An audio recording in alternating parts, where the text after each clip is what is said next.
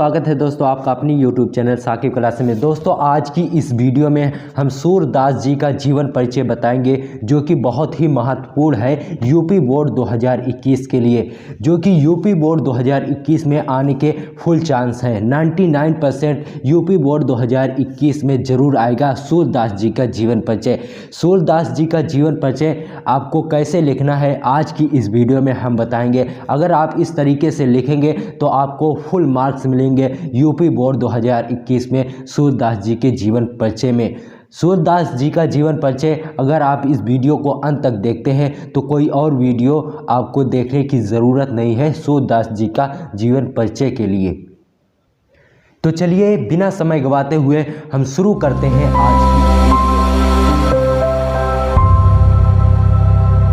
अपने board exam में इस प्रकार से लिखना है। महाकवि सूरदास जी का जन्म 1478 ईस्वी को रुनकता नामक ग्राम में हुआ था। सूरदास जी का जन्म 1478 ईस्वी को रुनकता नामक ग्राम में हुआ था।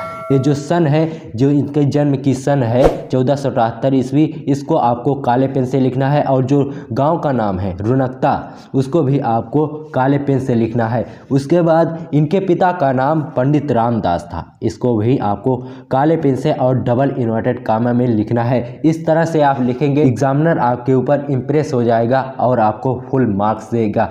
उसके बाद आपको लिखना है, कुछ विद्वानों का मत है कि सूरदास जी का सीही नामक स्थान पर हुआ था। सूरदास जी का जन्म सीही नामक स्थान पर हुआ था। सूरदास जी जन्म से ही अंधे थे।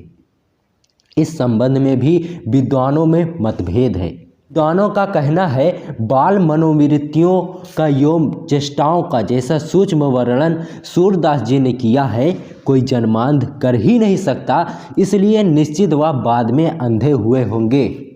इसलिए निश्चित वह बाद में ही अंधे हुए होंगे। उसके बाद लिखना है आपको, सूरदास जी वल्लभाचार्य जी के शिष्य थे। सूरदास जी वल्लभाचार्य जी के शिष्य थे।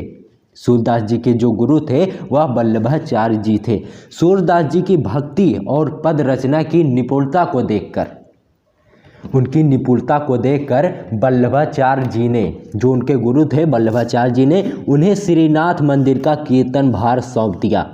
श्रीनाथ मंदिर में जो कीर्तन और भजन हुआ था उसका सारा जिम्मा सूरदास जी को दे दिया। किसने? वल्लभाचार्य जी ने, जो उनके गुरु थे। तभी से वह मंदिर उनका घर बन गया। तभी से वह उसी मंदिर में रहने लगे जहां वह कीर्तन भार किया करते थे।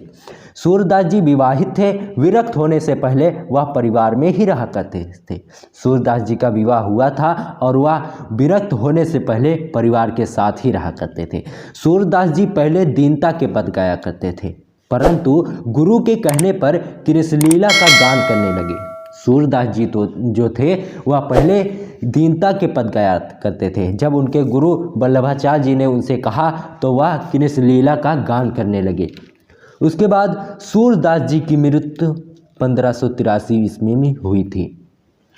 महाकवि जो सूरदास जी हैं उनकी मृत्यु जो हुई थी 1583 ईस्वी में गोवर्धन के पास पारसौली नामक ग्राम में हुई थी। ये जो पारसौली है इसको भी आपको डबल इन्वर्टेड कामा में कर देना है।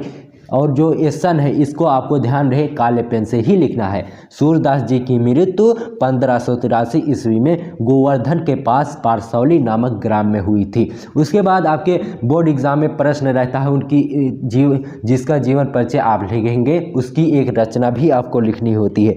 उसके बाद आपको हेडिंग डालनी होगी सूरदास जी की रचना। उसके अंतर्गत आपको किसी एक रचना का नाम लिखना है। मैंने 3 रचनाएं यहाँ पर लिखी है आपके याद करने के लिए। आप तीनों याद कर लें, किसी एक को आपको लिखना होगा। उस जिसे मैंने लिखा है सुरसागर, सुरसारावली, साहित्य लहरी, इसमें से कोई भी आप लिख सकते हैं सूरदास जी की रचना में। दोस्तों अगर आप इस प्रकार से लिखेंगे जैसे मैंने लिखा है, मैंने ना ज़्यादा बहुत बड़ा लिखा है और ना ही बहुत छोटा, अगर आप इस प्रकार से लिखेंगे तो एग्जामिनर जो आपका होगा वो आपको ज़रूर फुल मार्क्स देगा। सूरदास जी का जीवन परिचय यूपी बोर्ड 2021 में आने के 99% चांस है, इसलिए आप इस जीवन परिचय को आज ही तैयार कर लो।